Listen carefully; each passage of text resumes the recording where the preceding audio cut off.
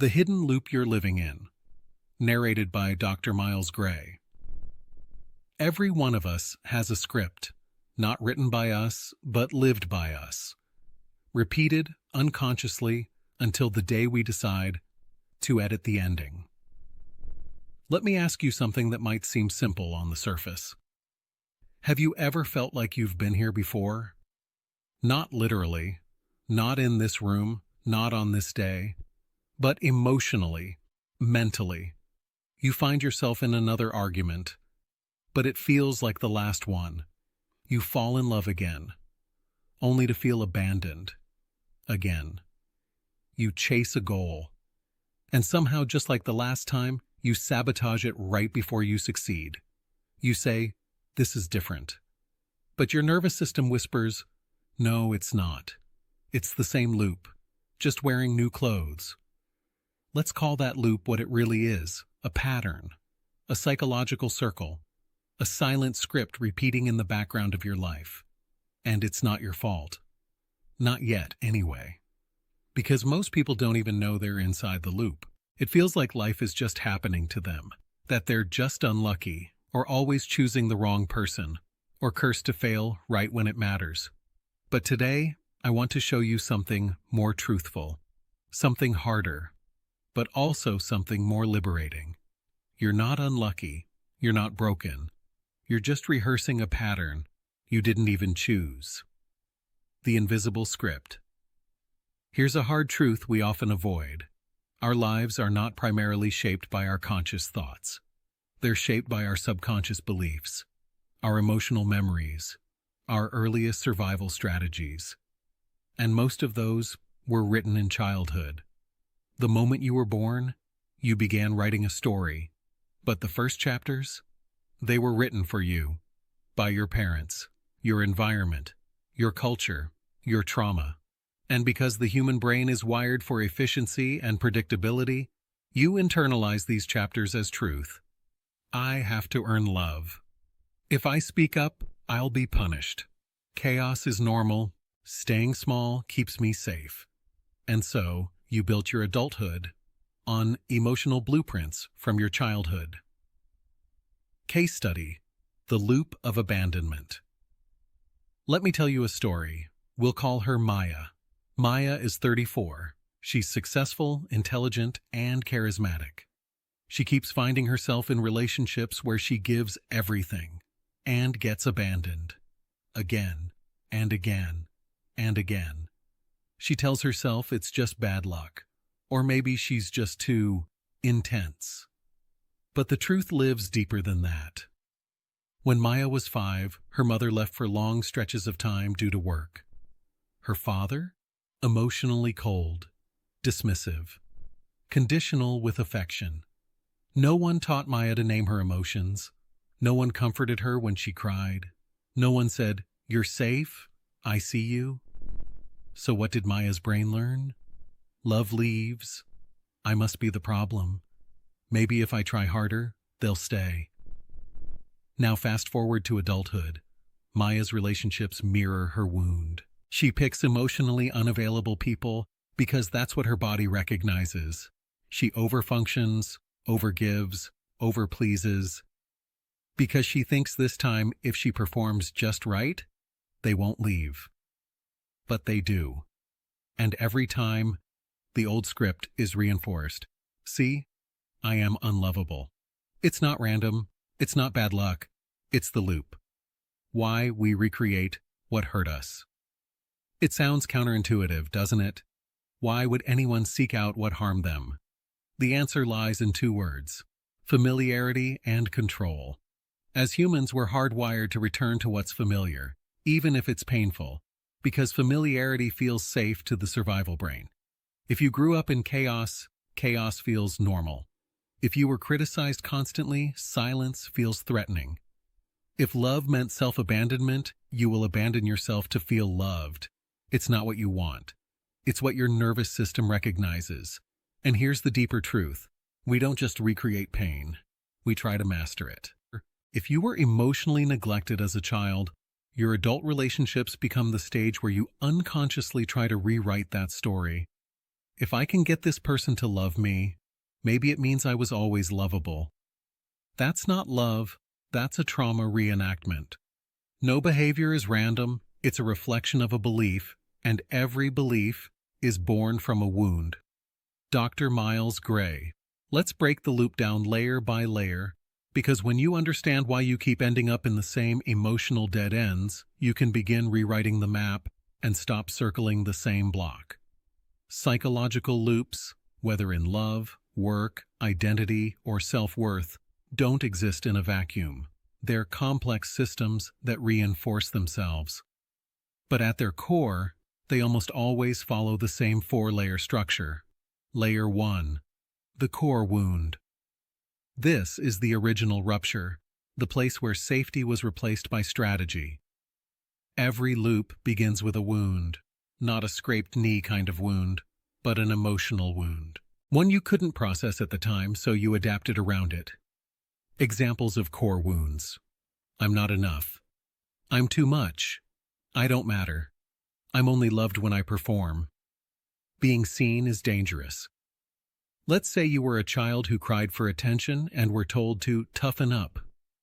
You internalized, my needs are a burden. Or maybe you were praised only when you achieved something. I must earn love by being perfect. These messages are rarely spoken directly. They're felt. They come from repeated experiences, not one-off events. Over time, this wound becomes the lens through which you see yourself. And the deeper it is, the more invisible it becomes. Like background music you've forgotten is playing. You don't remember the moment you decided you were unworthy, but you live like it's true every day. Layer 2. The belief system. Wounds create beliefs. Beliefs create identity. The wound becomes the foundation for a belief, usually one meant to help you survive. But survival strategies built in childhood are rarely fit for healthy adulthood. For example, wound. I'm not enough. Belief. I have to over-deliver to be loved. Wound. I'll be punished for speaking up. Belief. Silence keeps me safe. Wound. Love is conditional. Belief. If I disappoint someone, they'll leave.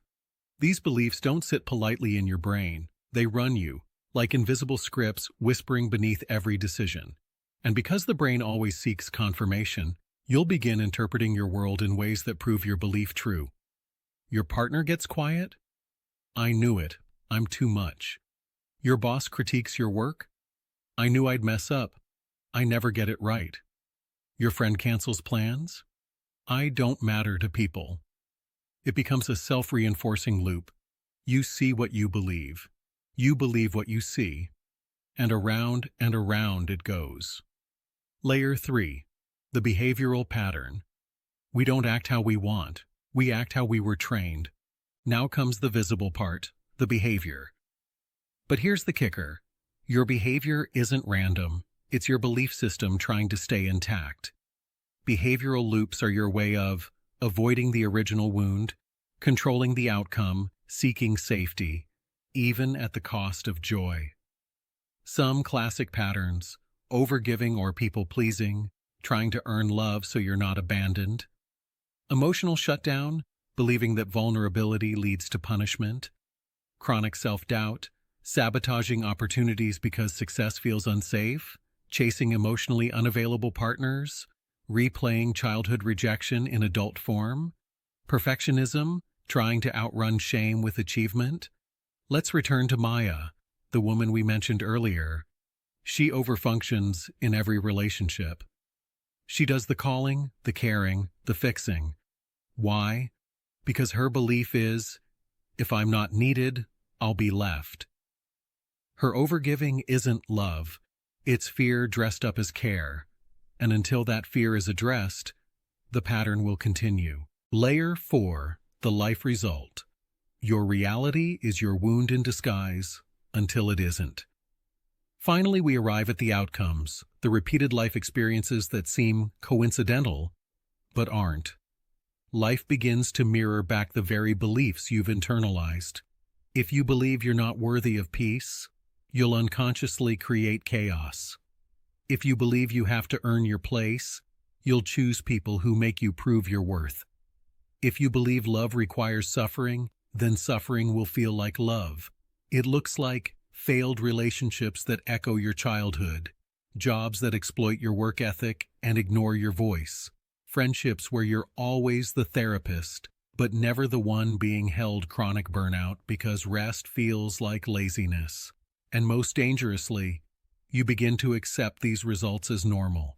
You stop questioning the loop. You tell yourself, this is just how life is, but it's not. It's just how life feels when it's shaped by unhealed wounds. From loop to liberation. The reason I break this down for you, in detail, isn't to overwhelm you. It's to show you where your power lives. Because once you see the structure, you can start to interrupt it. You can ask, what's the original wound I'm carrying? What belief did I form because of that? What pattern do I fall into, even when I don't want to? What results have I accepted that no longer serve me? And then slowly, gently, intentionally, you start making different choices. You stop proving. You start protecting. You stop chasing. You start choosing. You stop surviving. You start living. Dr. Gray's voice softens here, slows slightly for emphasis. You are not broken. You are repeating. And repetition isn't destiny. It's just a sign that a part of you is still waiting to be seen and healed. The loop isn't you. It's just the echo of what happened to you. And the echo can end the moment you start listening. The role of the subconscious. The subconscious mind governs 95% of our daily actions. It's where all the programming lives. It doesn't think in logic. It works in patterns, emotions, and familiarity. If your subconscious has learned that love, self-sacrifice, then even if someone treats you well, your body won't feel at home. You'll sabotage the good, or reject it entirely, because it doesn't match the script. Generational loops. Some loops didn't start with you. Your father never expressed emotion because his father beat him when he did. Your mother was anxious and controlling because her mother was neglectful. Your grandfather drank to escape, and now you scroll for 6 hours a day trying not to feel. What you don't heal, you hand down. You're not just breaking your loop, you're breaking theirs too. Neuroscience of repetition. The brain works in pathways. Every time you think a thought, it gets easier to think it again. Every time you act in a certain way, shut down, lash out, chase approval, that neural path strengthens. Eventually, the loop becomes second nature. It doesn't even feel like a choice anymore. It just feels like you. But it's not. It's the circle you've been handed, and the moment you see it, you've already started breaking it. What awareness sounds like. Breaking the circle doesn't start with action. It starts with awareness, with asking questions like, why does this feel familiar? Who did this to me first? What am I trying to fix by recreating this? Does this version of love feel like home or like survival? Awareness turns the automatic into the intentional, and intention is power. Patterns are not fate. You are not doomed to repeat. The loop is strong, but it is not permanent. You can rewire the brain. You can rebuild your inner voice. You can choose partners that don't need saving. You can learn to feel safe in peace, not chaos. But you have to see the loop first. You have to name it, trace it, feel the grief of it, and then you have to turn away from it. That's what we'll do in the chapters ahead. Together, we'll unearth the beliefs that built the loop. We'll gently untangle the lies you were taught. We'll learn how to sit with discomfort without needing to escape it. And we'll finally rewrite the script. Brief pause. Soft ambient music swells. You're not stuck because you're weak. You're stuck because your survival brain thinks the loop is love. But now, you know better. And knowing better is where freedom begins. The hardest truth is this. The pain you can't explain didn't begin with you. It began when you were too young to ask why it hurt. Dr. Miles Gray. Let's go back. Back to where the circle actually begins. Because you can't break what you can't name, and you can't heal what you keep explaining away. What if I told you that 90% of the struggles you face today aren't about today? They're echoes. Echoes from moments when you were small, helpless, and absorbing everything as truth. Let me walk you through it. Childhood, the blueprint factory. The brain of a child isn't a blank slate. It's a sponge. And between the ages of 0 and 7, your brain operates primarily in theta waves, the same brain waves used in hypnosis. That means you weren't just learning, you were downloading.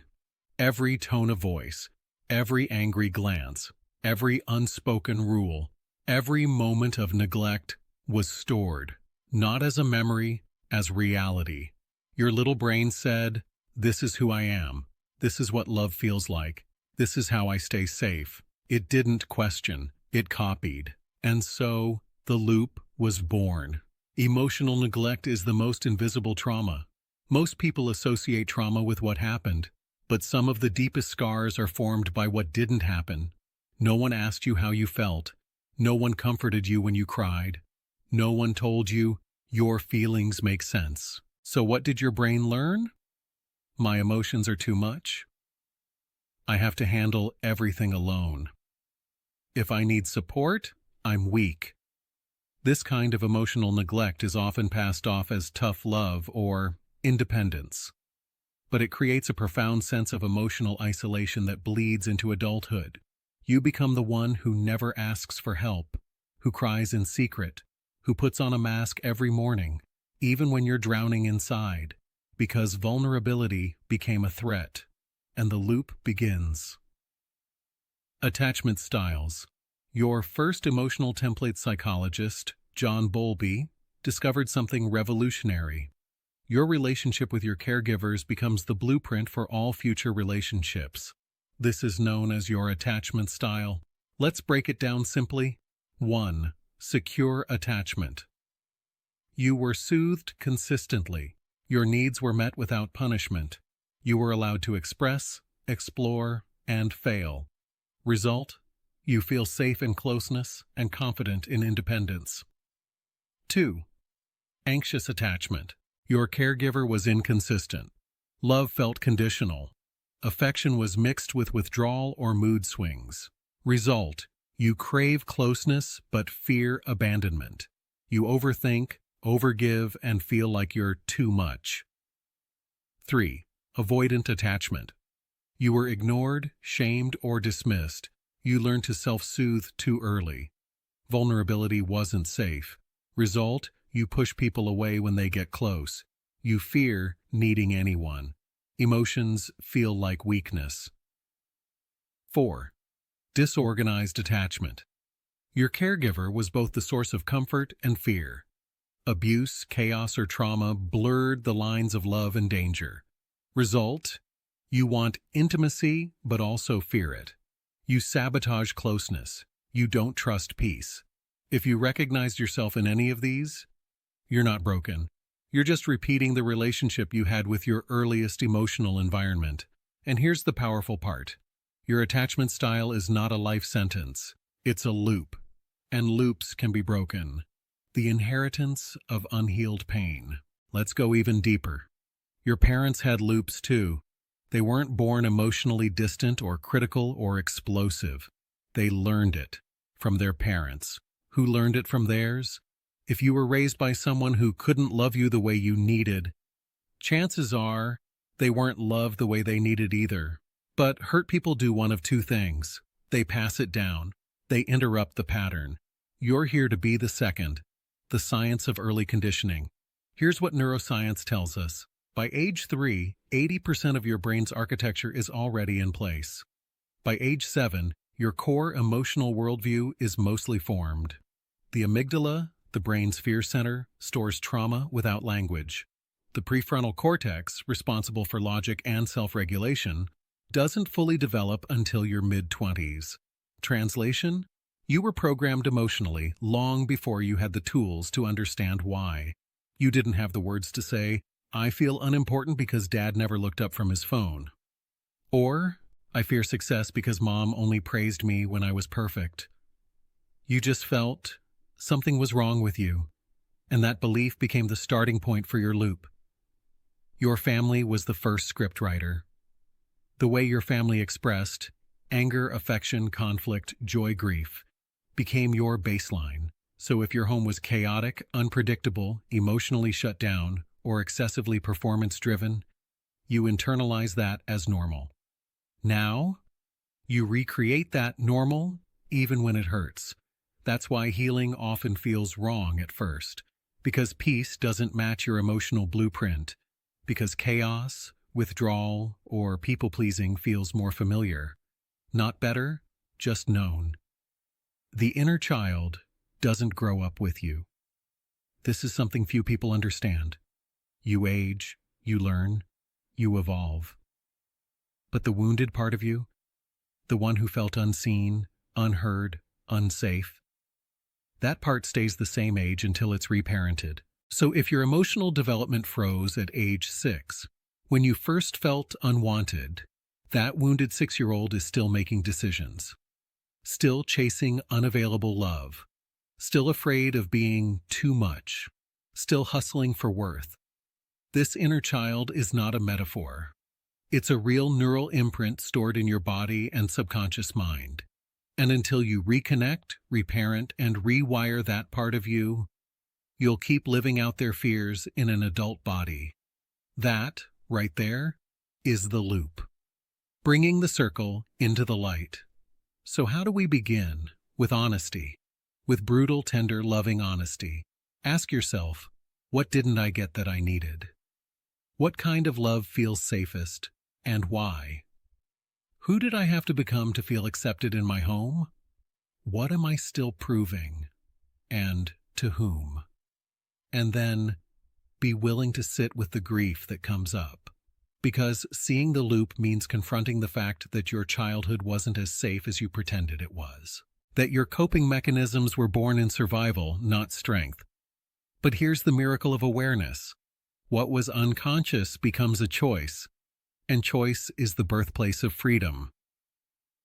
The loop didn't start with you, but it can end with you. If you take nothing else from this chapter, remember this. You are not the pain you inherited. You are the one who gets to transform it. You're not just breaking a circle, you're creating a new one built on truth, safety, and self-trust. It starts by going back, so you can finally move forward, not with blame, but with clarity, not with rage, but with release, not to rewrite the past, but to reclaim the future. You ready? Let's keep going. Why Familiar Pain Feels Safe. Narrated by Dr. Miles Gray. We don't choose what feels good. We choose what feels known. And sometimes what feels known is pain. Dr. Miles Gray. There's a question I ask every person who walks into my office. If this hurts you, why do you keep going back to it? It's a question that silences even the most self-aware clients. Because when they try to answer, when they reach for logic or common sense, it falls apart. They say, I don't know. It just feels like home. I know it's toxic, but I miss it. I keep falling for the same kind of person. I don't like it, but I can't seem to stop. These aren't statements of weakness. They're statements of programming. Today, I want to show you why your nervous system may be addicted to suffering, why emotional chaos feels comforting, and why you keep choosing what hurts, not because you want to suffer, but because deep down, you've confused pain with safety. The brain craves patterns, not peace. Let's start with the brain. Your brain's primary job is not to make you happy, it's to keep you alive. And in order to do that, it relies on prediction. It wants to know what happens next. It wants to recognize the pattern. It wants to automate the response so you don't have to think. That's how it saves energy. That's how it ensures survival. So here's the twist. If your earliest environment was unpredictable, unsafe, or emotionally chaotic, your brain logged that as normal. It said, okay, love feels like anxiety. Affection comes with strings attached. Silence means danger. Yelling is connection.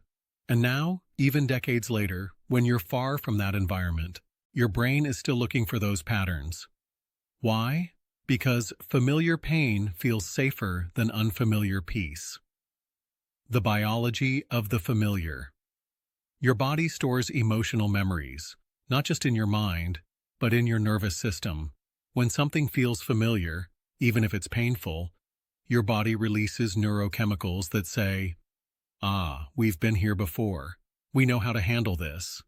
But when something is peaceful, calm, or consistent, if you never experienced that growing up, it feels unfamiliar, and unfamiliar equals threat in survival logic. Let me make this real. Imagine a child who grew up with an unpredictable parent. One day, mom is laughing and loving. The next day, she's silent or screaming. The child learns, I must always be on guard. I don't know what version of love I'll get. Fast forward to adulthood. They meet someone calm, stable, emotionally available. How does it feel? Not safe, not soothing, but boring, off, suspicious. Because their nervous system doesn't recognize this kind of love. They might even say, I'm just not feeling it. There's no spark. What they're really saying is, this doesn't activate my survival system, so it doesn't feel like love. And just like that, they go back to the chaos, back to the loop. Trauma bonds versus real bonds.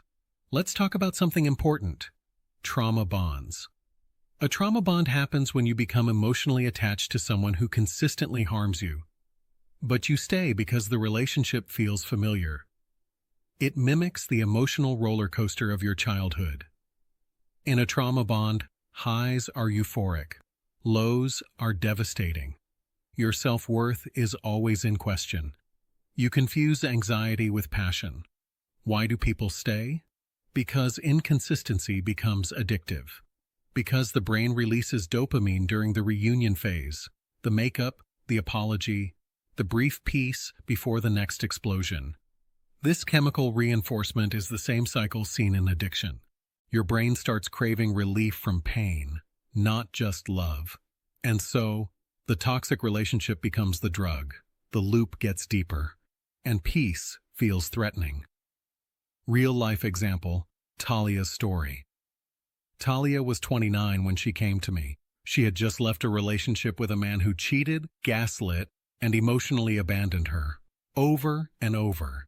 But she told me, with tears in her eyes, I still miss him. I still think he's my person. Her childhood? A father who gave her gifts but never gave her attention. A mother who dismissed her emotions. Love for Talia always came with conditions. She learned, I must perform to be loved. I must forgive abuse to keep connection. So when her boyfriend hurt her, but then apologized with intensity and remorse, it triggered the same emotional script. She wasn't in love. She was in recognition. She didn't miss him. She missed the loop. Emotional pain becomes identity. Another reason we cling to familiar pain, it becomes part of our identity. If you've been suffering for years, your brain builds a sense of self around that struggle. I'm the strong one. I'm the one who never gives up. I'm the fixer. I'm the resilient survivor. Those titles might sound empowering, but sometimes they're just trauma responses in disguise. Because once you identify with your pain, the idea of letting it go can feel like a loss. You don't know who you are without the struggle. Peace feels empty. Stillness feels wrong. Happiness feels suspicious. So you unconsciously recreate the pain just to feel like yourself. That's not freedom. That's familiarity, with shackles on. Cognitive dissonance and the pain-peace paradox. Let's touch on something called cognitive dissonance. This is the psychological discomfort we feel when our beliefs clash with our experiences. Here's how it plays out in healing. You know you deserve peace. But when someone treats you well, you feel uncomfortable. Your beliefs say, I'm only worthy if I'm suffering. If this person isn't hurting me, they're going to leave. I can't trust something that feels this easy. So you sabotage it. You pull away, you pick a fight, you emotionally withdraw. Not because you're broken, but because you're trying to resolve the dissonance, to return to what your brain believes is true, and what it believes is pain. Rewiring the familiar. So how do we fix this? You don't fight the loop, you reprogram it. That starts with discomfort tolerance, the ability to stay with feelings that are new, peaceful, or unfamiliar without self-sabotage. It sounds like, this calmness feels foreign, but that doesn't mean it's wrong. I'm safe, even if this doesn't feel like my old patterns. Peace doesn't mean boredom, it means my nervous system is healing. Next, you build safety around peace. This means meditating with stillness, so your body learns to feel safe in quiet. Celebrating relationships that don't trigger your trauma. Tracking how often your brain seeks the old loop. And pausing instead of reacting. The healing process is not about chasing what feels good. It's about reconditioning what feels safe. Healing isn't exciting, it's regulating. This is a truth no one tells you. Healing is boring. It doesn't come with fireworks. It comes with consistency, repetition, simplicity. And for someone addicted to emotional chaos, that feels like withdrawal. But slowly, as you stay the course, your nervous system starts to settle. Your body stops scanning for danger. Your mind stops racing to perform, to prove, to fix. You learn that stillness is not punishment. It's peace. And in that moment, the loop begins to lose its grip. Final thoughts from Dr. Gray. If you take nothing else from this chapter, let it be this. Familiar pain isn't safety. It's just the absence of new wiring. You were trained to expect disappointment, to equate chaos with love, to feel most alive when you're most afraid. But that doesn't have to be your truth anymore. You can learn to find comfort in quiet. You can learn to feel love that isn't earned. You can learn to stay when every cell in your body says run, because freedom isn't always loud. Sometimes it's the soft voice that says, this is new, and that's okay. You're doing it. Keep going. Chapter 4. The Inner Critic Wasn't Born, It Was Taught, narrated by Dr. Miles Gray. You are not born doubting your worth. You are taught to. Dr. Miles Gray. When you think about the voice inside your head, the one that questions you, shames you, second-guesses you, do you ever wonder where it came from? That inner voice that says, you're too much. You're not enough. Who do you think you are? You always mess things up. You should have done better. Most of us think that voice is us. We think we're being realistic, or humble, or just hard on ourselves because we want to improve. But let me offer you a different truth. You didn't come into this world criticizing yourself. You were taught to. You inherited that voice. And in this chapter, I'm going to help you find out who gave it to you and how to take your mind back. The psychology of the inner critic. The inner critic is the internalized voice of shame, fear, and control. It's the psychological echo of the people, places, or systems that taught you that love was conditional and that safety required performance. It's not a thought, it's a program. One that was downloaded through harsh parenting, emotional neglect, religious guilt, academic pressure, bullying, perfectionism, culture. And once that voice settles in, it rarely leaves on its own. It starts small, as doubt. It grows into fear, then into paralysis. Until one day, you're not chasing dreams. You're chasing permission from a voice that never wanted you free. You were born whole. Let's go back. As a baby, you didn't criticize yourself. You cried when you needed something, without shame. You took up space, you explored the world, you didn't worry about being too loud or not good enough. Your default state was, I am, and that's enough. So what happened? Someone, somewhere, responded to your being with rejection, anger, punishment, or silence. You cried, and they ignored you. You spoke up, and they shamed you. You succeeded, and they moved the goalpost. You failed, and they humiliated you. And slowly, your system made an unconscious decision. If I criticize myself first, maybe they won't. And just like that, the inner critic was born. Who built your inner critic? Ask yourself, who told you that your best wasn't enough? Who made you feel small when you expressed joy? Who mocked your dreams? Who turned love into a transaction? Was it a parent, a teacher, a sibling, a religious leader? Their words may have only been spoken once, but your nervous system memorized them. Don't cry. You're being dramatic. Stop showing off. If you keep acting like that, no one will like you. You should be ashamed of yourself.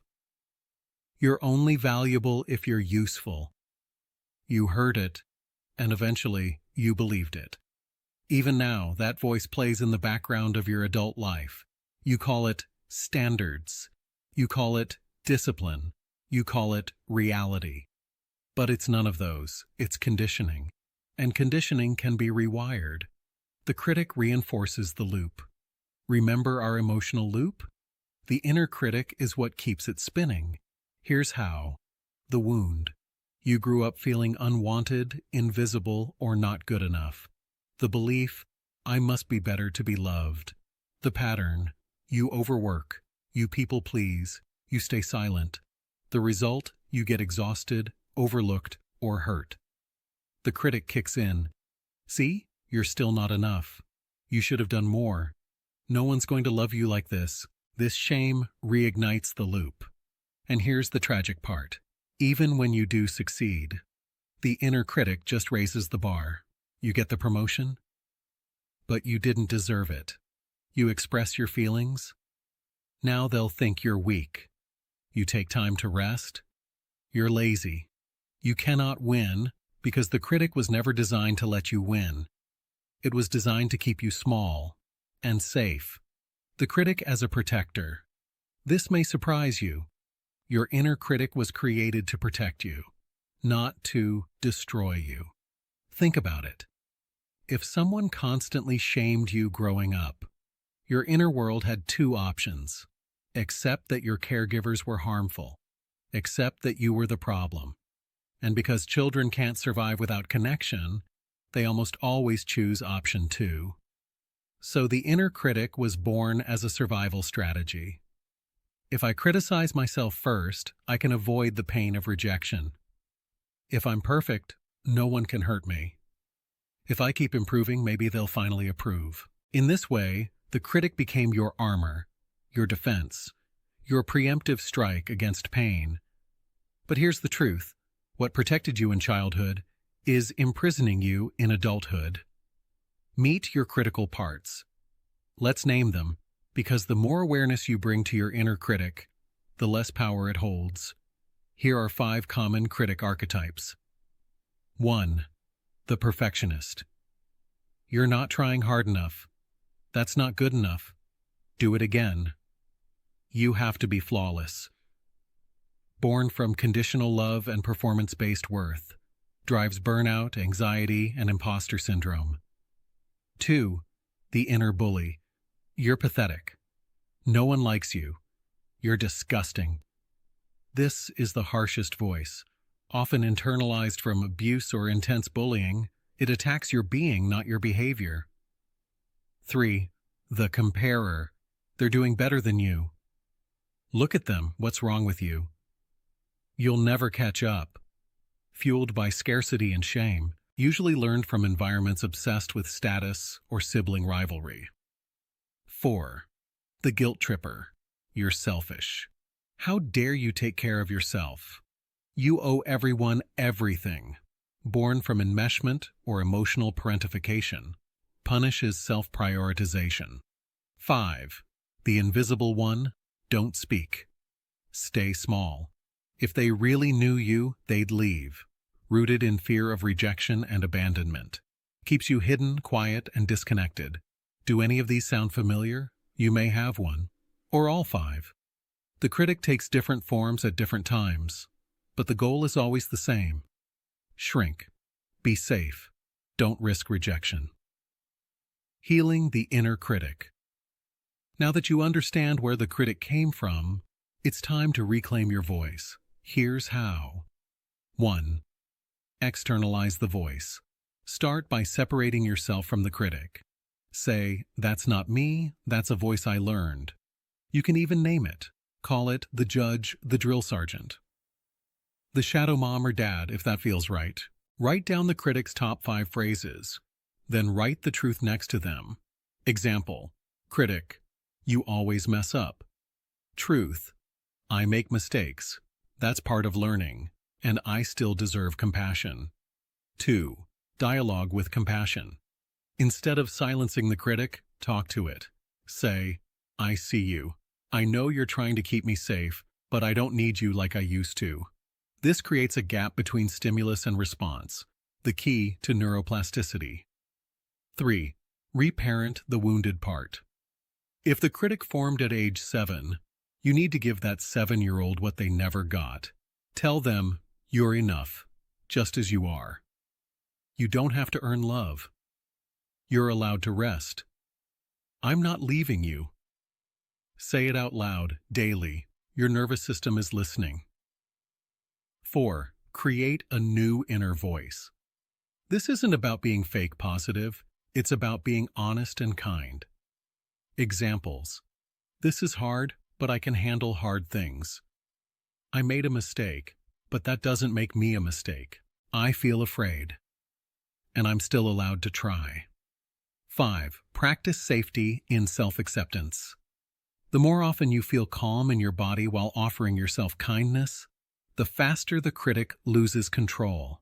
So pair self-kindness with deep breathing, gentle touch, like hand on heart, movement or music, supportive connection. Your body has to learn that gentleness doesn't equal danger. Closing thoughts from Dr. Gray. Let me say it clearly. You were not born criticizing yourself. You were born whole. And that wholeness is still in you, buried under someone else's pain that became your voice. You don't need to be more. You don't need to fix everything. You don't need to earn peace. You just need to remember who you were before the world told you otherwise. Let's get back to that. Let's break the voice before it breaks you. Chapter 5. Loving What Hurts You, narrated by Dr. Miles Gray. Sometimes, the thing that breaks you is the only thing that ever felt like home. Dr. Miles Gray. Why do we fall in love with the people who hurt us? Why do we chase validation from the ones who ignore us, sabotage the relationships that are good for us, and cling to memories that once broke us? It seems irrational on the surface, but in reality, it's one of the most human things we do. Today, we're going to talk about something deep, difficult, and universal: the unconscious tendency to love what hurts us. Not because we're weak, not because we're broken, but because a part of us is still trying to finish a story that began long before we could speak. Trauma reenactment, trying to win the past. Let me start with a core psychological truth. We don't repeat trauma because we enjoy suffering. We repeat it because we're trying to master it. When a child experiences emotional abandonment, neglect, criticism, or chaos, they're left with pain that was never processed. The brain, being wired for resolution, tries to recreate the scenario in adulthood, hoping that this time the ending will be different. This is called trauma reenactment. You unconsciously seek out the emotionally unavailable partner, the critical boss, the dismissive friend, the impossible goal. Why? Because your inner child believes, if I can just get love from the same kind of person who once rejected me, then I'll finally be worthy. It's not love. It's unfinished business. The psychology behind it. Here's how it works. You carry a subconscious belief. Love feels like rejection. Connection comes with pain. Being ignored means I have to work harder. These beliefs were formed in the early years, when you didn't have logic or language to understand what was happening. Now, as an adult, your body remembers that emotional blueprint. It craves the familiar. So when you meet someone who triggers the same emotional patterns, inconsistency, conditional affection, emotional distance, criticism masked as honesty, your nervous system lights up, not because it's healthy, but because it's recognizable. The cycle of hurt, love, confusion. Let's map out what this pattern often looks like. Attraction to familiar pain. You feel an instant spark, not because they're right for you, but because they mirror someone from your past. Initial high. They show you affection, validation, attention. It feels euphoric because your brain equates it with finally being seen. Withdrawal or rejection. They pull away, get cold, change, and just like in childhood, you blame yourself. The chase. You double down, overgive, over-apologize, overextend, hoping to win them back and prove your worth. Temporary reunion. They come back. You feel relief. You think, this time will be different. Repetition. It isn't. But now, you're even more hooked. This is called a trauma bond. And it runs deeper than logic. Because the moment your pain becomes tied to your sense of identity, you mistake suffering for love. Story. Daniel's pattern. Let me tell you about Daniel. He was in his early 30s when we met, a high performer, confident on the outside, quietly unraveling on the inside. Daniel had just ended his third relationship in 5 years, each one following the same pattern. He'd fall deeply, quickly. He'd ignore red flags. He'd start over-functioning, buying gifts, planning everything, showing up 110%. They'd withdraw. He'd panic. They'd leave. He'd collapse. What was going on? Daniel's father was a strict perfectionist. Nothing Daniel did was ever good enough. As a child, he learned, love is something you earn, and you'll probably fail. So in adulthood, he kept choosing partners who were emotionally out of reach. Why? Because they gave him the chance to finally win the love he could never get from his father. But he never did. Because it wasn't about the relationship. It was about the loop. Loving what hurts. You isn't a choice, it's a program. One of the biggest lies we're told is that people choose their toxic patterns, but the truth is more complicated. You don't consciously choose the person who invalidates you. You're pulled toward them. Why? Because that pull is the body saying, this feels like home, I know how to survive here. If your childhood taught you to confuse anxiety with excitement, manipulation with care, silence with safety, pain with love, then healthy love won't feel exciting at first. It may even feel boring or suspicious, because your nervous system isn't used to peace. It's used to performance. What about when the love is real, but still hurts? Sometimes the people who hurt us do love us, but they love us in ways that are limited by their trauma, their beliefs, their blind spots. And we stay, because we tell ourselves, they love me. They just don't know how to show it. It's not perfect, but nothing is. I'm not perfect either. This is the most dangerous kind of self-abandonment. Justifying pain because love is present. But here's what I'll tell you. Love without safety isn't love. Love without respect isn't love. Love without accountability isn't love. If someone hurts you repeatedly and refuses to change, you're not being loved. You're being managed. Self-sabotage and the fear of healthy love. Here's another truth. Sometimes we sabotage healthy relationships. Why? Because if love no longer requires suffering, you don't know what to do with yourself. You say, it's too easy. I don't deserve this. I'm waiting for the other shoe to drop. This is the trauma loop speaking. It's not that you don't want healthy love. It's that you've never felt safe in it. Your body has to learn that safety isn't boredom. That calm isn't emptiness.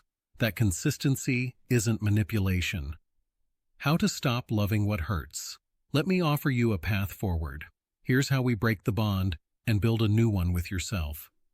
1. Recognize the pattern. Write down your past 3 to 5 relationships. What were the common red flags? What roles did you play? What emotional payoff did you keep chasing? Awareness is the first disruption. 2. Trace it to its origin. Ask, who did this to me first? What emotion does this pattern recreate? How old do I feel when I'm in this dynamic? Go back, not to blame, but to understand. 3. Build safety in stillness practice. Meditation. Body scans journaling when you feel the urge to chase chaos. You're teaching your system that peace is not a threat. 4. Let go of the fantasy. Stop trying to win love from someone who's shown you they won't give it freely. Don't confuse potential with partnership, passion with pattern, history with alignment. Release the hope that this time they'll change. Start hoping that you will. 5. Rewire the definition of love. Create a new internal checklist for what love feels like. Calm, respectful, consistent, expansive, truthful, gentle, safe. And if it doesn't check those boxes, it's not love, it's the loop. Final words from Dr. Gray. I know this is heavy, because when you start to wake up from the spell, when you realize that the thing you chased wasn't love, but survival, there's grief, there's rage, there's emptiness. But right on the other side of that emptiness, freedom. You are not broken because you loved what hurt you. You are brave for surviving it. But now, it's time to stop surviving. It's time to stop proving, stop performing, stop loving in ways that leave you hollow. It's time to be held by something softer, quieter, kinder, something that doesn't feel like a battlefield, something that feels like home, not the one you came from, but the one you deserve. Chapter 6. The Self-Sabotage Spiral, narrated by Dr. Miles Gray. You're not afraid of failure, you're afraid of what success will demand of you, or take away. Dr. Miles Gray. You set a goal, you feel the fire, you start the project, enter the relationship, launch the dream, and then you disappear, you procrastinate, you ghost, you self-destruct. It's confusing, isn't it? You say, I want this more than anything. But your actions say, I'm afraid of what happens if I get it. This is the spiral of self-sabotage. It's quiet, it's subtle, and it's deadly to your potential. In this chapter, we'll uncover why we sabotage our own joy, peace, and progress. Not because we're lazy or broken, but because a part of us is still trying to stay safe in the only way we know how. Self-sabotage is a loop, not a personality flaw. Let's get one thing straight. Self-sabotage is not a character flaw. It's a survival response. It's a learned behavior, an unconscious attempt to protect yourself from perceived threat. And here's the paradox. The bigger the breakthrough, the louder the sabotage. Because your nervous system doesn't care about growth. It cares about familiarity. And if pain is what your system recognizes as normal, then peace will trigger alarm bells. The subconscious wants safety, not happiness.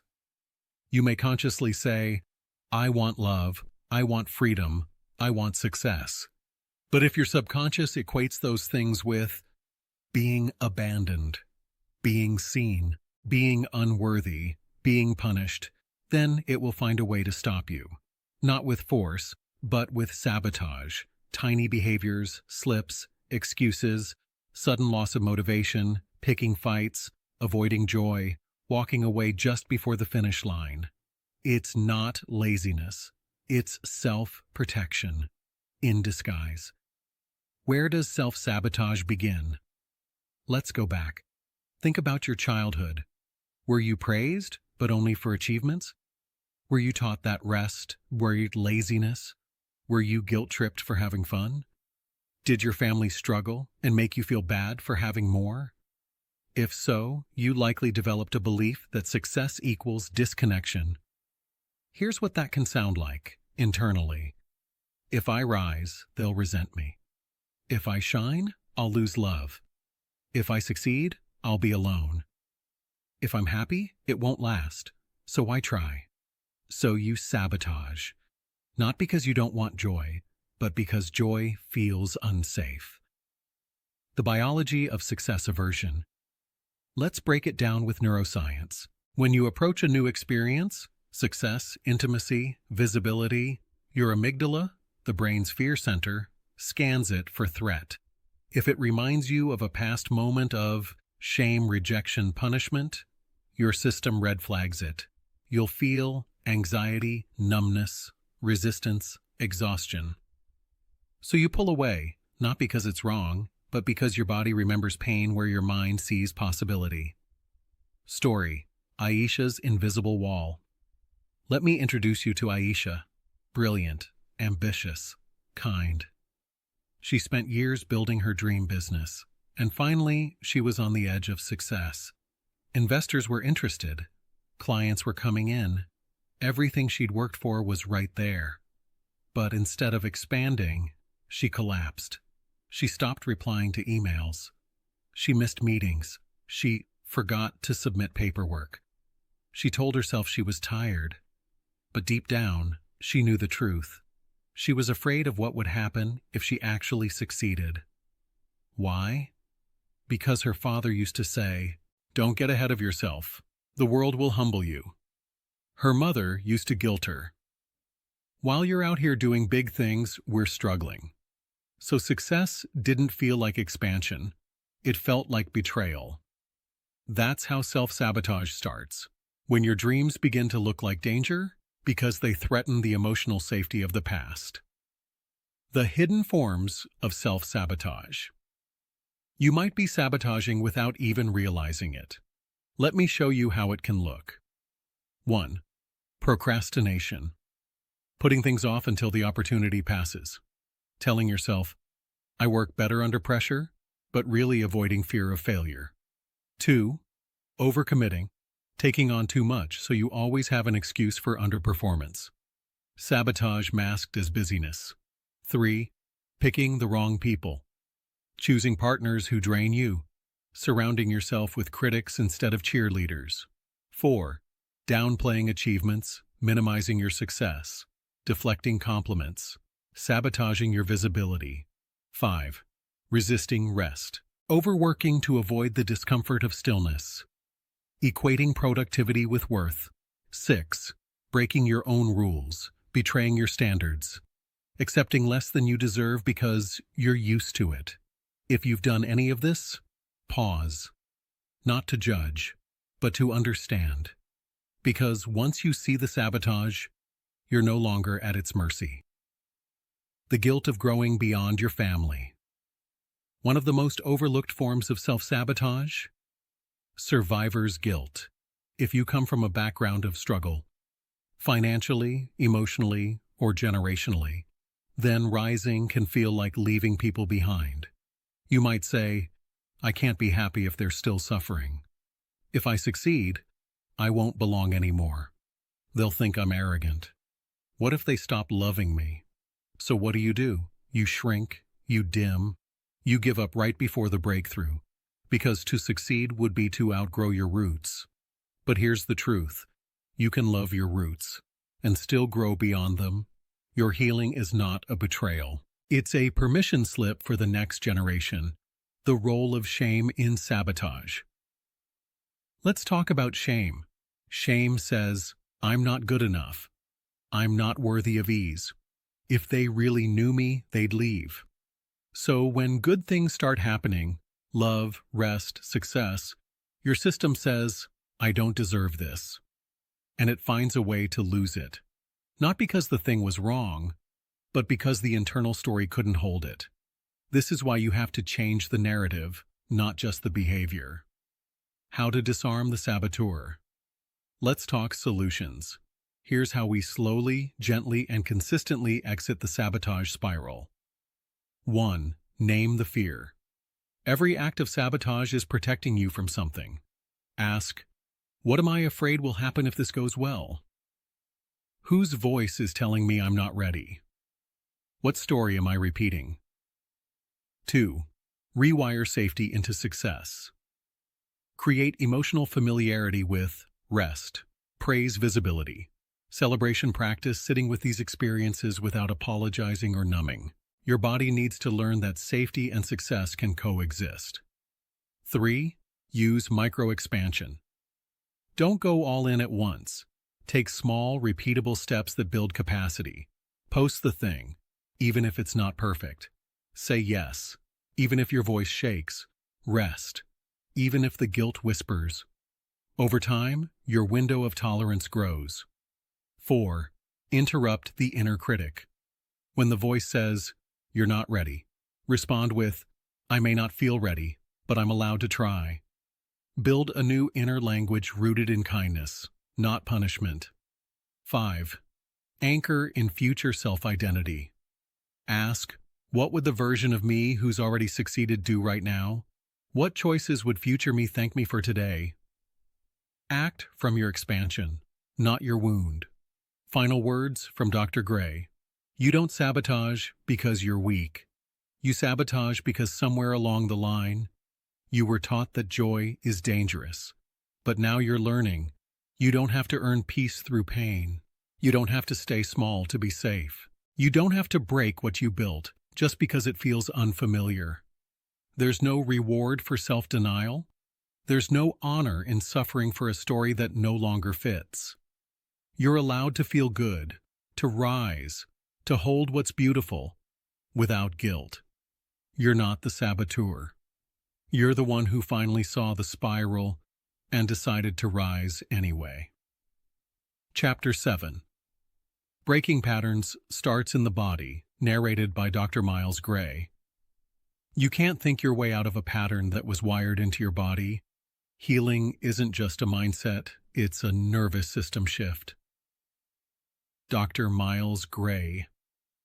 We've spent the last 6 chapters diving deep into the emotional and psychological roots of our loops, the invisible scripts, the inner critic, the self-sabotage, the pain that feels like home. But now, I want to take you somewhere deeper, somewhere most healing journeys don't go, into the body. Because here's a truth you may have never been told. You can read all the books, listen to every podcast, understand every trauma response by name, but if your body still feels unsafe, the pattern will keep repeating. Why? Because trauma, and the emotional memory that fuels your loops, doesn't live in your logic. It lives in your nervous system. And that's where we begin today. Why thinking isn't enough. I've had clients sit across from me, able to explain their entire history in perfect detail. They know their attachment style, their childhood wounds, their relationship patterns, their sabotage cycles. But when their partner pulls away, they still panic. When someone raises their voice, they still freeze. When rest comes, they still feel guilt. Why? Because healing is not about knowing what happened. It's about changing what your body expects to happen next. Your brain might understand, but if your body still thinks it's under threat, you'll default to survival mode. That's the real loop. Trauma lives in the nervous system. Let's talk science for a moment. Your nervous system has 2 main branches: sympathetic nervous system, fight or flight, parasympathetic nervous system, rest and repair. In a healthy system, you move fluidly between these states. You get stressed, then you recover. You feel fear, then return to calm. But trauma, especially in childhood, disrupts this flexibility. You get stuck in one of 2 places: hyperarousal, anxiety, panic, overthinking, emotional reactivity. Hypoarousal, numbness, shutdown, depression, dissociation. This is called dysregulation. It means your body is still acting like the danger is happening, even when it's not. And when you're dysregulated, you'll keep choosing the same patterns. Not because you want them, but because they match your internal state. Loop example: dysregulation in relationships. Let's say you grew up in a home where love was chaotic, unpredictable, emotional, sometimes absent. As an adult, your nervous system feels bored in calm relationships. It equates intensity with intimacy. So when someone loves you in a consistent, peaceful way, your body says, "This doesn't feel like love." You feel uncomfortable, triggered, emotionally restless. You might start a fight, withdraw, find reasons to leave, not because they're wrong for you, but because your body has only ever known love through nervous system activation. This is why breaking the pattern doesn't start with a new partner. It starts with a new internal rhythm. Somatic symptoms of emotional loops. Want to know if you're carrying unresolved emotional patterns in your body? Look for these signs: tight chest or throat when you try to speak up, butterflies or stomach knots around intimacy, headaches after conflict, shaking, sweating, or numbness when you're emotionally vulnerable, constant fidgeting, tension, or inability to rest, feeling checked out in safe environments. These aren't random. They're somatic signals. Your body's way of saying, "We're still holding this." The body as a memory vault. Here's something most people don't realize. Your body remembers everything your mind forgot. That time you were yelled at for crying? Stored. That moment you froze when dad walked in angry? Stored. That ache when your mother ignored your needs? Stored. Not as facts, but as sensations. Your nervous system formed connections. Emotion / danger, rest / guilt, speaking up / rejection.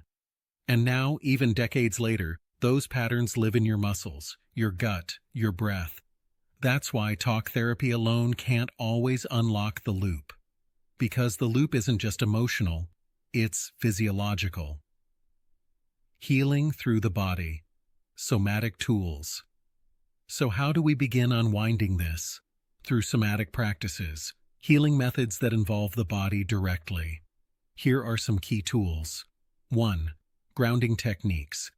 These bring you back into the present moment when your body goes into past-based panic. Try feeling your feet on the floor, naming 5 things you can see, 4 you can touch, 3 you can hear, splashing cold water on your face, holding an ice cube, pressing your hands into a wall. Grounding teaches your nervous system, we are here and we are safe. 2. Breath work. Your breath is the only part of your autonomic nervous system you can consciously control. Long, slow exhales signal safety to the brain. Try. Inhale for 4 counts. Hold for 4. Exhale for 6, 8. Repeat for 3-5 minutes. Even just 2 minutes a day can begin shifting your baseline. 3. Somatic tracking. This involves closing your eyes and scanning your body for sensation. Where do you feel tension? What's its texture, shape, color? Can you breathe into it without trying to fix it? The goal is presence, not elimination. This builds tolerance, the ability to stay with discomfort without escape. 4. Movement. Plus, shaking trauma often lives in stuck energy. Gentle movement, stretching, walking, or even intentional shaking can discharge that energy. Try standing and shaking your arms and legs for 30 seconds, dancing freely to music, gentle yoga, or Tai Chi. Your body doesn't need a perfect answer. It needs motion. 5. Touch plus co-regulation. Safe, intentional touch can regulate a dysregulated nervous system. Try placing your hand over your heart and belly while breathing, holding your own arms. Asking a safe person for a hug or handhold when you're overwhelmed. We're wired for connection. Sometimes the loop breaks through being held. Story: Leo's breakthrough. Leo had been in therapy for 8 years. He understood everything: the narcissistic mother, the emotionally absent father, the loop of dating people who mirrored both. But he still felt stuck. until one day he tried somatic therapy. The therapist asked, "Where do you feel the fear in your body?" He paused, then said, "My stomach and my chest." They spent 20 minutes just sitting with those sensations, breathing into them, naming them, not fixing, just witnessing. And for the first time, Leo cried, not from pain, but from release. I didn't realize I'd been holding this in my body for decades. That was the beginning of his transformation, not through a new insight, but through a new embodiment. The body leads the way. What's powerful about somatic healing is this. It doesn't demand you to be strong. It doesn't require perfect words. It doesn't need logic. It just asks, can you stay with yourself gently while you feel? That's where the pattern breaks. Because when your body learns, I can feel and survive, the need for the old loops begins to dissolve. You no longer need to chase chaos to feel alive. You no longer collapse at the first sign of love. You no longer fear rest, silence, or peace. You begin to trust your own rhythm. And that is the beginning of true safety. Closing words from Dr. Gray. You've done the mind work. You've named the wounds. You've seen the patterns. Now it's time to let your body catch up. Healing isn't just in the knowing, it's in the feeling, the allowing, the staying, the breathing through the parts you used to run from. Your body isn't the enemy, it's the map. Follow it gently, and it will take you home. Chapter 8. The Grief That Comes with Letting Go, narrated by Dr. Miles Gray. We think healing is becoming someone new, but sometimes it's saying goodbye to someone we had to be to survive. Dr. Miles Gray. There's something no one tells you at the beginning of your healing journey, something quiet, heavy, often avoided. That letting go of a person, a belief, a version of yourself, doesn't always feel like freedom. Sometimes it feels like grief, not because you're doing something wrong, but because healing isn't just about rising, it's also about releasing. And with release comes mourning. In this chapter, we'll talk about why it's normal to feel sadness as you heal, how grief shows up in identity work, the emotional cost of outgrowing people, patterns, and roles, and how to hold space for what you're leaving behind without going back to it. Let's walk through the grief that healing brings. Together. The myth of linear healing. Most people imagine healing like this. You hurt, you grow, you feel better, but real healing feels more like you hurt, you understand, you grieve, you resist, you repeat, you let go, you hurt again, you integrate, because what you're healing from is more than pain. It's the identity that pain built. Mourning the old. You let me ask you something. Who did you have to become to survive? The strong one? The quiet one? The peacemaker? The overachiever? The caretaker? Chances are that version of you kept you safe, got you through, protected you. But now, that version is holding you back. And letting them go feels like death, because in a way, it is. You're grieving the only you've ever known. Story: Carmen's Armor. Carmen was 38 when she began her inner work. For years, she wore the title of the one who always has it together. She was the planner, the problem solver, the one everyone called, but no one checked on. She'd survived a childhood of chaos by becoming useful, invisible, strong. But during a therapy session, she said something I'll never forget. I don't know who I am if I'm not helping someone else survive. Letting go of that role, that armor, wasn't instant. It was excruciating, because as much as she resented it, it had become home. This is the paradox of healing. You mourn what wounded you, because it also kept you alive. Grief as a sign of healing. Here's what I want you to understand. Grief is not regression. It's evidence that the old version of you is dissolving. That sadness you feel? It's sacred. It means something inside you is shifting, making space, releasing the parts that no longer serve you, but once saved you. That's not weakness. That's evolution. The many faces of grief in growth. Grief isn't always about death. In healing, it often shows up in subtler ways, losses without funerals. Here are some of the most common. 1. Grief for the childhood you didn't have. As you heal, you realize, I should have been protected, comforted, believed, loved. You start to see how much you missed. The birthday no one celebrated, the tears no one acknowledged, the dreams you were too afraid to chase. This grief runs deep, not for what was lost, but for what never existed. 2. Grief for who you could have been. When trauma interrupts your development, you adapt, but as you heal, you catch glimpses of a different version of you, one who never got to exist. The artist, the explorer, the one who laughed louder, loved freely, took up space, and mourning that version isn't about regret, it's about recognition. You're honoring the cost of survival. 3. Grief for outgrowing relationships. As you evolve, some people won't come with you. You'll realize they were attached to your dysfunction. They benefited from your silence. They loved the mask, not the person underneath. Letting them go feels like abandonment, but it's actually self-return. Still, grief comes, not because they were good for you, but because you loved them anyway. 4.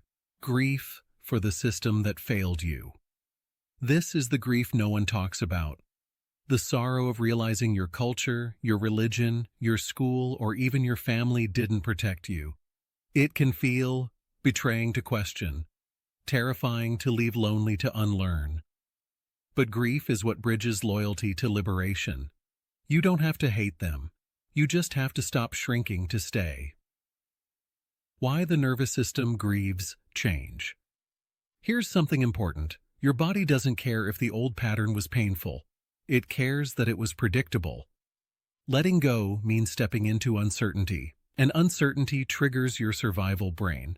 So the grief you feel might not be about the thing you lost, but the familiarity it gave you. That's why healing often feels like fear. It's your nervous system detoxing from chaos. What grief is not. Let's make this clear. Grief is not a sign to go back. Grief is not evidence you're doing it wrong. Grief is not weakness. Grief is not a reason to delay your expansion. It's a rite of passage. It means you're in motion. How to grieve and grow at the same time. So how do we hold the grief without letting it drown us? Here's what I teach. 1. Name the loss. Say it aloud. I'm grieving the version of me who always had to be strong. I'm grieving the dream that no longer fits. I'm grieving who I thought they were. I'm grieving the story I've outgrown. Naming gives shape to the invisible.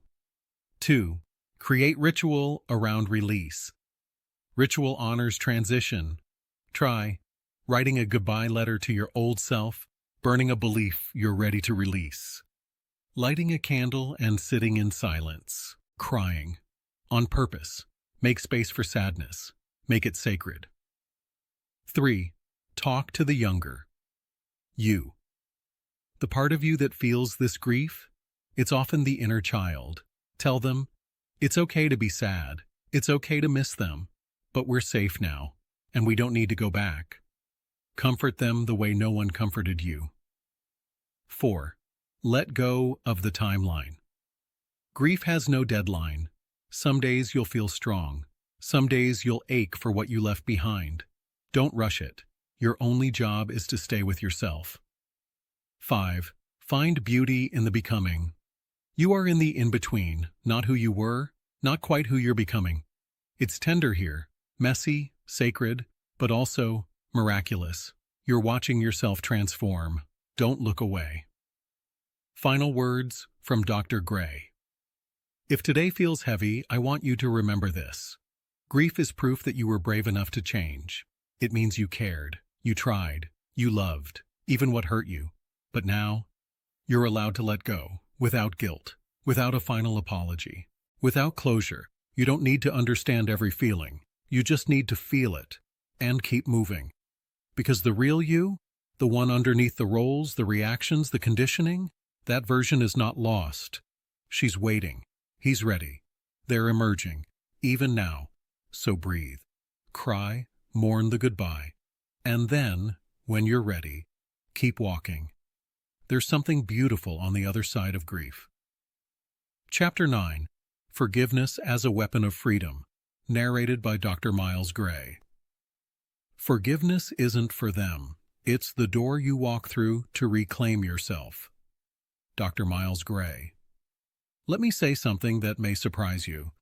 Forgiveness is one of the most misunderstood and misused tools in healing. Some people weaponize it, others avoid it like a plague, and many confuse it with things like excusing harm, pretending it didn't hurt, letting the person back in, being the bigger person.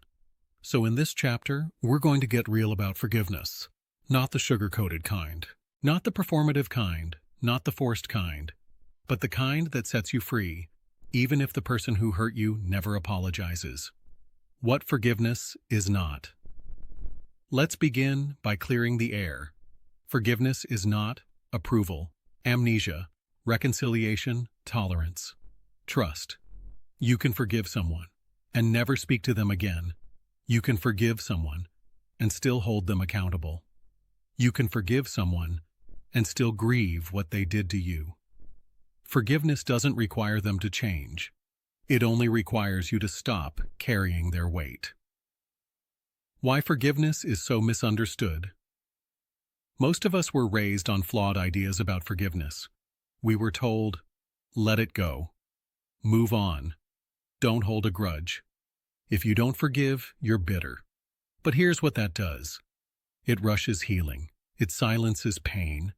It protects abusers. It confuses peacekeeping with peace. So many people have been taught to forgive before they even fully acknowledge the wound. But premature forgiveness is just emotional bypassing. True forgiveness begins where honesty does, with a full reckoning. This hurt me. This changed me. This mattered. The cost of holding on. You might be thinking, but I don't want to forgive. I'm still angry, and they don't deserve it. Let's pause there. Because that anger, that rage, it's valid, it's righteous, it's intelligent, but it's also exhausting. Because every time you replay the betrayal, rehearse the speech, wish the pain on them, your nervous system relives the trauma. Your body doesn't know the difference between past and present, so holding on to the anger may feel like protection, but it becomes a prison. When you don't forgive, you drink poison, hoping they'll suffer. Old proverb forgiveness isn't letting them off the hook. It's unhooking yourself from their energy. The difference between forgiveness and reconnection. Let me make this clear. You can forgive someone fully and still decide they are not safe, not healthy, not aligned with your healed self. Forgiveness does not equal reconnection. It's not about rebuilding the bridge. It's about no longer needing to stand at its ashes, waiting for them to return. You bless and release for your own peace. Story. Malik's father Malik came to me with a storm in his chest. His father had walked out when he was 9. No warning, no contact, just gone. 2 decades later, Malik still woke up angry. He'd tried everything, ignoring it, dismissing it, saying, "It doesn't bother me anymore." But it did, because his father wasn't just a man. He was a symbol of abandonment, betrayal, and silence. I asked Malik one question. What would forgiving him mean to you? He paused, then said, I'm afraid it would mean what he did was okay. So we redefined it. Forgiveness didn't mean it's okay. It meant, I won't let your absence define me anymore. I won't carry this for another decade. I release the contract that ties me to your pain. And when Malik was ready, he wrote a letter, not to send, but to cut the cord. It read, "You may never come back. You may never apologize. But I won't let your choices bleed into my future. I forgive you. Not for you, but for me." That day, Malik didn't become whole, but he became lighter. The science of forgiveness. Forgiveness isn't just spiritual, it's physiological. Studies show that people who practice genuine forgiveness experience lower blood pressure, less chronic stress, better immune function, reduced symptoms of depression and anxiety, higher emotional resilience. Why? Because resentment keeps your body in a state of fight or flight. Forgiveness, real embodied forgiveness, activates the parasympathetic nervous system. Rest, release, repair. It's not a moral act, it's medicine. The forgiveness process, without the fluff. Ready to let go, but don't know how. Here's the process I guide clients through, step by step. Step 1. Validate the wound. Before you forgive, you must fully feel. Ask yourself, what exactly did they take from me? How has this impacted my identity, trust, or sense of safety? What emotions have I avoided because they were too painful? Don't rush. Name it. Write it. Say it out loud. Forgiveness begins with truth. Step 2. Separate the person from the pain. This is where you make the distinction. The pain happened, but the person who caused it may have been operating from their own loop. Fear, ignorance, conditioning. This doesn't excuse them. It just helps you see. Their behavior was about them. I don't have to wear it forever. Step 3. Set the boundary. Forgiveness without boundaries is just self-abandonment. Ask, do I want them in my life? What level of access, if any, feels safe? What agreements must change going forward? You can forgive and still go no contact. That's not petty. That's clarity. Step 4. Ritualize the release. Letting go is a felt experience, not just a thought. Create a physical act. Burn the letter. Speak it aloud in nature. Breathe into the wound. Visualize cutting the energetic cord. Tell your body, it's over. We're done. We're free.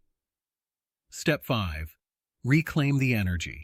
Now ask, what power did I give them? What version of me froze in that pain? Who do I become without this grudge weighing me down? Step back into your energy, not as a reaction to them, but as a return to you. What if you're not ready? Then wait. You don't have to force it. You don't have to fake it. You don't owe anyone forgiveness on their timeline. But ask yourself gently, if I don't forgive, how long do I want to carry this? You don't need to be ready. You just need to be willing. The rest will come. Closing words from Dr. Gray. Forgiveness is not weakness. It is power, quiet, subtle, invisible to those who don't understand it. But inside, it's revolutionary. You're not saying, it didn't matter. You're saying, it mattered, but it doesn't own me anymore. You're reclaiming your timeline, your nervous system, your joy. You're not waiting for them to say sorry. You're saying goodbye, so you can say hello to the next version of you. The one who's no longer bound to the past. The one who walks lighter, clearer, freer. So when you're ready, let go. Not for them. For you. Chapter 10. When Your Family Can't Follow You, narrated by Dr. Miles Gray. You can love them, you can honor them, but you don't have to shrink yourself to sit at a table where your healing isn't welcome. Dr. Miles Gray. Let's talk about the unspoken grief of becoming someone your family no longer understands. Not because you stopped loving them, not because they stopped loving you, but because your healing demanded you go somewhere they never dared to go. Today's chapter is about that place.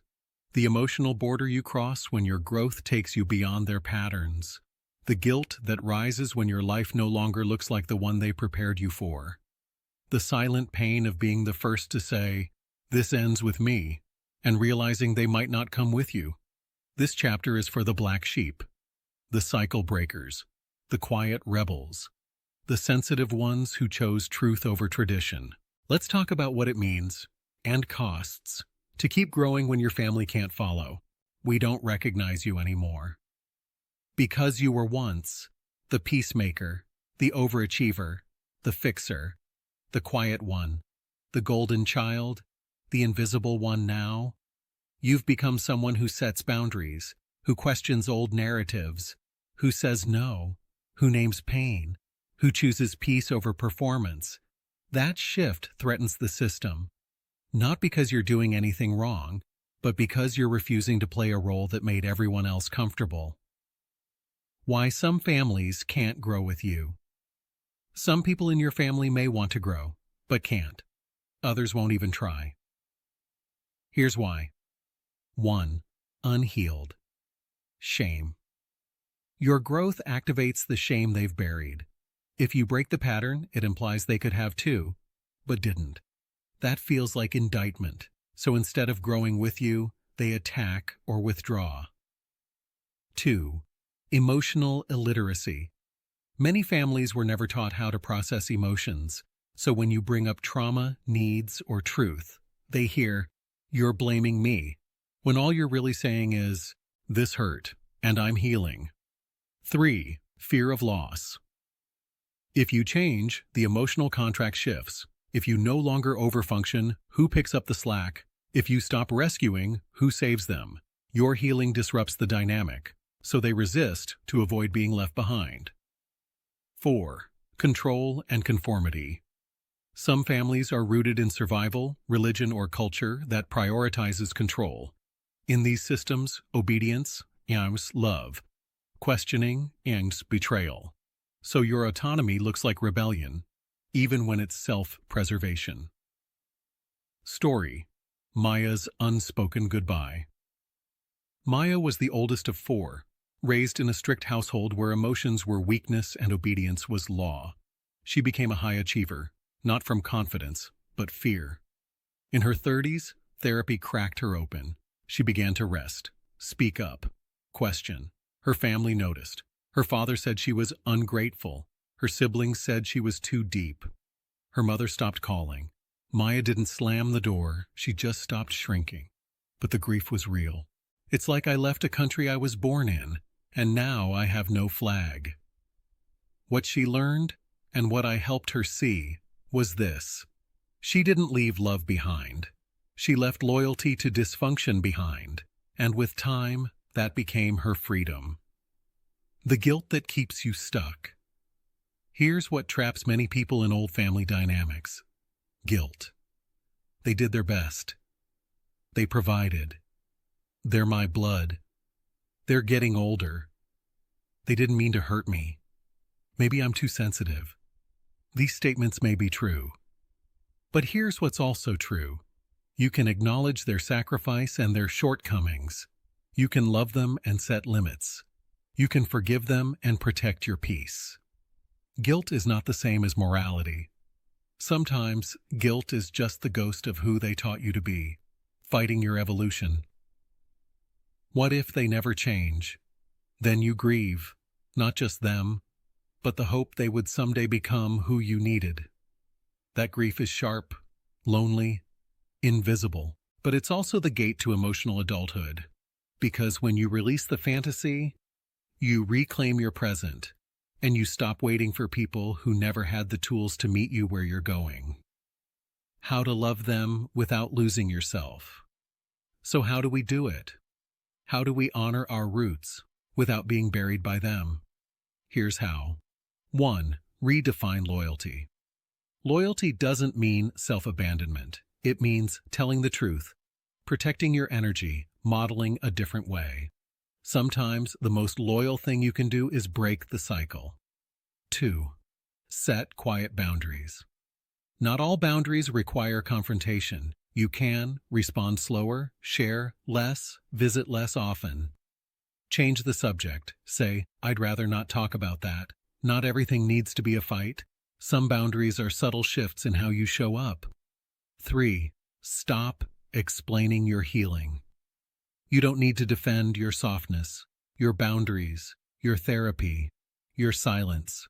Healing is not a debate, it's a choice. Let your alignment speak louder than your explanations. 4. Find family elsewhere. Blood is biology, but family is resonance. Find the people who respect your growth, mirror your healing, witness your grief, hold your softness. Chosen family doesn't replace your past, it expands your future. 5. Honor what they did give you. This is for you, not them. Find what was good, the food, the traditions, the strength, the humor, the hustle. You don't have to throw away the whole house, just renovate the parts that were never safe to live in. Closing words from Dr. Gray. Not every family will clap for your healing. Some will resent it, ignore it, fight it, misunderstand it. But you must keep going anyway, because the pain of being misunderstood is nothing compared to the pain of being misaligned with yourself. You can love them, you can bless them, you can carry their lessons and leave their wounds. You're not betraying them by becoming more whole. You're honoring every generation by doing what they couldn't. You're not leaving them behind. You're lighting the path they were too afraid to walk. And maybe, one day, someone will follow you. But even if they don't, you'll know you kept going. You'll know you broke the circle. And for that, you should be proud. Chapter 11. The Power of Boundaries, narrated by Dr. Miles Gray. Boundaries aren't the end of love, they're the beginning of truth. Dr. Miles Gray. Let me ask you a question no one's probably asked before. Who taught you how to set boundaries? If you're like most people, the answer is no one. Because many of us were raised to be nice, selfless, agreeable, flexible, easy to love. And somewhere along the way, that meant letting things slide, not making a fuss, forgiving too fast, saying yes when we meant no. So when we finally begin to heal, when we start to find our no, we feel guilt, shame, fear. But what if I told you? Boundaries are not barriers.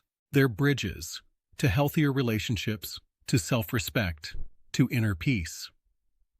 This chapter is your crash course in boundary work. Not the kind that pushes people away, but the kind that pulls you back to yourself. Let's build that foundation together. Why boundaries feel so hard? Before we learn to set boundaries, we need to understand why they feel so unnatural. There are 3 main reasons. 1. You were rewarded for self-abandonment. Many of us learned early that saying yes, even when we wanted to say no, made life easier. You got praise for being quiet, attention for being helpful, love for being agreeable. So now, standing up for yourself feels wrong. 2. You confuse boundaries with rejection. If love was conditional growing up, any act of self-protection feels like abandonment. You think, if I set this boundary, they'll leave. If I say no, I'll be punished. So you stay silent, not out of kindness, but fear. 3. You were never modeled boundaries. Most of us didn't see boundaries growing up. We saw control or chaos. Parents who blew up when crossed, withdrew love as punishment, never respected your space, body, time, or feelings. So now, boundaries feel either too harsh or impossible. But they're not. They're skills, and like any skill, they can be learned. What boundaries actually are. Let's clarify something. Boundaries are not ultimatums, threats, manipulations, walls, being mean. Boundaries are simply, this is what I need to feel safe, respected, and whole. They are limits with love, statements of clarity, acts of self-loyalty. They tell the world, here is where I end and you begin. Types of boundaries. Not all boundaries are about saying no. They show up in different areas of life. Let's break them down. 1. Physical boundaries. Who touches you? How close they stand, whether you hug, kiss, or shake hands. Example. I'm not comfortable hugging. A handshake is fine. 2. Emotional boundaries. How much you share. What topics are off limits? Not taking responsibility for others' feelings. Example: I'm not available for this conversation right now. 3. Time boundaries. How you spend your time. How long you stay, saying no to overcommitment. Example: I can stay for an hour, but I have to leave after that. 4. Energetic boundaries. Protecting your emotional capacity. Avoiding draining conversations or environments. Example: I don't have the energy to talk about politics today. 5. Digital boundaries. When and how you respond to texts, DMs, calls. What content you consume, social media privacy. Example: I don't reply to work messages after 7 p.m. Boundaries are where self-respect begins. Here's the truth. Every time you say yes to something you don't want, you're saying no to yourself. Boundaries are not just about keeping others out. They're about keeping yourself in your values, in your energy, in your alignment. That's not selfish. That's sacred. Story: Jordan's quiet revolution. Jordan was the reliable one. The friend who picked up every call, the sibling who sent money every time someone asked, the employee who stayed late, even unpaid. But Jordan was exhausted, anxious, resentful, burned out. When he finally said no to a family request, his brother snapped, "Wow, you've changed." And for the first time, Jordan didn't apologize. He smiled and said, "Yes, I have." Because that no wasn't rejection. It was reclamation, a boundary that said, "I love you, but I also love me." Boundaries versus walls. There's a difference between protecting your peace and isolating yourself. Walls say, "No one gets in, ever." Boundaries say, "I choose who gets in, when, and how, based on mutual respect." If you find yourself cutting everyone off, ask, am I protecting myself or punishing myself? Healthy boundaries allow for connection and safety. Walls just keep you lonely. What happens when you start setting boundaries? Here's what to expect when you begin. Pushback. People who benefited from your lack of boundaries will resist guilt. Old conditioning will whisper, "You're being selfish." Fear. You'll wonder if you're too much or too rigid. Power. You'll feel a new kind of peace. Clarity. You'll see who respects you and who only liked your compliance. The discomfort is temporary, but the freedom, that's permanent. Boundaries and the nervous system.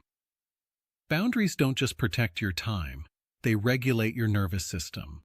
They say, I don't have to sit in this argument. I don't have to rescue you. I don't have to explain myself again. I don't owe you emotional access. That's not detachment. That's emotional sovereignty. A nervous system that knows, I can stay with myself, even when others disapprove. That's safety. That's healing. How to set a boundary without burning bridges. Here's the formula I teach. Step 1. Start with I. Say, I feel or I need. Avoid blame or shame. Step 2. Be clear. Be direct. Don't over-explain or justify. Step 3. Be calm. Don't match their energy. Stay rooted. Step 4. Be consistent. A boundary is only as strong as your willingness to uphold it. Example. Scenarios. With a friend who drains you, I care about you, but I don't have the emotional bandwidth for this right now. With a partner who raises their voice, I'm willing to continue this conversation when we're both calm. With a parent who oversteps, I appreciate your concern, but this decision is mine to make. With yourself. I won't check my phone during rest time. Boundaries don't have to be dramatic, just firm and true. Final words from Dr. Gray. Boundaries are not about changing others. They're about changing how much of yourself you're willing to betray to keep the peace. You don't set boundaries because you don't love someone. You set them because you finally love yourself. Boundaries are the blueprint of your self-worth. the architecture of your healing, the language of your liberation. And yes, they may ruffle feathers. They may shift relationships. They may disappoint people. But guess what? You were never born to be manageable. You were born to be whole. So start drawing the line, not to shut the world out, but to let the real you in. Chapter 12. The Rebirth of Self, narrated by Dr. Miles Gray. You are not becoming someone new. You're remembering who you were before the world forgot you. Dr. Miles Gray. There comes a moment in every healing journey that is as terrifying as it is beautiful. The moment you look around and realize you're no longer who you used to be, not the version that tolerated everything, not the version that bent herself into silence, not the version that chased love by disappearing. You've outgrown your pain, you've survived your patterns, you've buried the mask. And now, standing in front of the mirror, there's a new question. Who am I if I'm no longer surviving? This chapter is about that sacred moment. The moment you stop living on autopilot and start awakening. It's not a finish line, it's a birth. Let's talk about what it means to rise, whole, aware, and free. What no one tells you about healing. Most people think healing feels like peace, joy, confidence, strength. And yes, it can. But before all that, it feels like emptiness. Because when you remove all the false identities, the roles you were forced to play, the trauma responses you called personality, there's a space, a silence, and it can feel lonely. But that emptiness, that quiet, it's not the absence of self. It's the beginning of self. Who you were before the armor. Let's go back. Before the survival patterns, before the betrayals, before you learned to perform, to protect, to please. Who were you? Curious, playful, sensitive, wild, creative, loud, quiet in a way that felt holy. That child still lives in you, waiting, watching, wondering if it's safe to come back. This is the rebirth, not into someone new, but into the version of you that always was, underneath everything you had to become. The markers of rebirth. So how do you know you're in the rebirth? It's not dramatic. It's subtle, gentle. Here are the signs. 1. You pause before you react. Where once you spiraled or exploded, now you breathe. You make space, and in that space, you choose differently. 2. You grieve in real time. Instead of repressing pain for weeks or years, you feel it now. You cry without shame. You honor the sadness. You let it pass, like weather, not identity. 3. Your body speaks louder than your mind. You start to trust sensations. That tightness in your chest, a no, that deep breath, a yes, that fatigue, a boundary. You listen, and you respond. 4. You stop explaining your worth. Where once you over-explained, over-apologized, overcompensated, now you simply exist, rooted, calm, enough, without performance. 5. You find joy. Without permission, you dance in the kitchen, sing in the car, laugh with your full belly. You don't wait for someone to approve it. You claim it. Story. Eliana's emergence. Eliana was 47 when she finally left her emotionally abusive marriage. For years, she told herself she couldn't leave, for the kids, the house, the shame. But therapy cracked her open. And slowly, she began to reclaim herself. A year after the divorce, she sat in my office and said, "It's like I'm meeting myself for the first time." She had started painting again. She took solo trips to the coast. She wore clothes that made her feel, not just hide. She wasn't chasing freedom anymore. She was freedom. The friction of becoming. But let's not romanticize this. Rebirth is not smooth. It's raw, clumsy, uncertain. Because the old patterns don't die quietly. They whisper, "Are you sure you're allowed to do this? What if they leave you now?" Don't get too comfortable. That's the ghost of survival. Let it speak. But don't obey. Rebuilding your relationship with self. This is the work now, not surviving, not reacting, but relating to yourself. Here's how. 1. Name who you're becoming. Not what you're escaping, but what you're building. Say, I am someone who rests without guilt. I am someone who honors their intuition. I am someone who speaks kindly to themselves. Claim your identity, out loud, often. 2. Create ritual, not routine. You don't need more hustle, you need presence. Try tea before sunrise, journaling after tears, dancing at noon, stillness before sleep. Make your life a sacred rhythm. 3. Let love find the new you. Sometimes we fear, if I change, will anyone still love me? But here's the truth. The more you become, the more aligned love arrives. Love that sees your wholeness, not just your usefulness.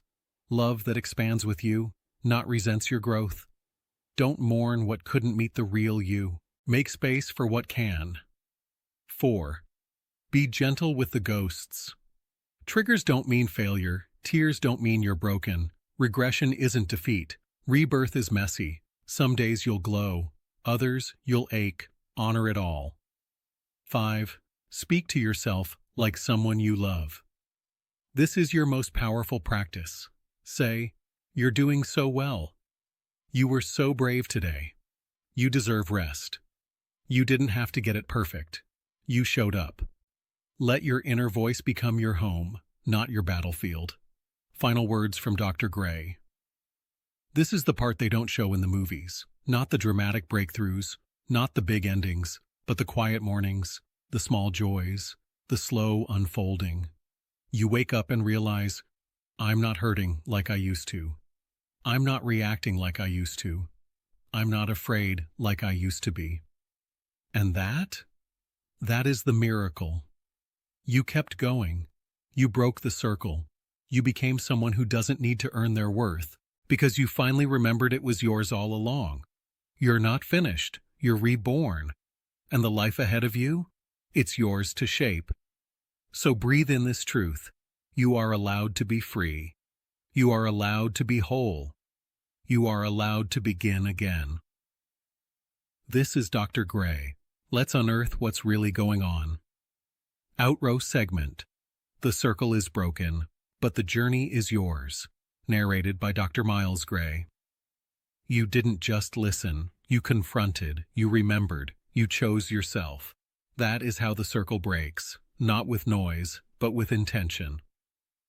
Dr. Miles Gray. Soft ambient piano begins. The kind that feels like standing in morning light after a long night. So here we are, 2 hours later, 12 chapters deeper, one step closer to yourself. If you've made it to the end of Break the Circle, let me tell you something most people don't hear often enough. I see you. I honor what it took to be here. And I know how heavy healing can feel when you're the first to do it. You didn't just absorb information. You felt. You faced what others avoided. You peeled back the armor, the noise, the conditioning, to meet the raw, powerful, unfinished version of you. And I hope you see what I see. Not someone broken, not someone behind, but someone being reborn. What happens now? Healing doesn't stop when the audio ends, it deepens. In the way you speak to yourself in quiet moments, the decisions you make with new clarity, the patterns you catch and choose not to repeat. The softness you allow when shame tries to return. Every day is another opportunity to honor the version of you that fought to get here. And no, it won't always be easy. But you are no longer asleep in the cycle. You are awake. And now that you're awake, the path may be winding, but it's yours. From Dr. Gray to you. If no one told you today, I'm proud of you. If no one reminded you, you deserve peace, even if you've only known chaos. You deserve softness, even if you were taught to be hard. You deserve to trust your own body, even if it's held trauma. You deserve to rest, not just because you're tired, but because you're worthy. This isn't the end. It's the first breath of your new beginning. Want to go deeper? If this journey resonated with you, stay connected with us here at Mindshift Note. There are more chapters to come on healing, trauma, relationships, emotional mastery, and self-worth. Subscribe to this channel, save this series, share it with someone still caught in the loop, because you never know whose life you'll shift, simply by showing them what's possible. And if you're starting over, good. Start from truth this time. Start from love. Start from your own center. This is Dr. Gray. Let's unearth what's really going on. Until next time, the emotional architecture of family. From the moment we're born, we are absorbing our family's emotional architecture. We inherit more than DNA. We inherit emotional coping mechanisms, communication styles, definitions of success, love, gender, loyalty, purpose. We're trained, often without a word, to fit the blueprint. So what happens when your soul starts rewriting it? What happens when you decide silence isn't strength? Love doesn't require self-abandonment. Anger deserves expression. Joy isn't selfish. Your life isn't theirs to script. You become foreign in the very home that built you. The heartbreak of becoming the outsider. There is a very specific ache that comes with being the one who left the family pattern. It sounds like, you've changed. You're too sensitive. You think you're better than us now. Why can't you just let it go? You're always bringing up the past. You used to be so nice. What they don't say, but often feel, is,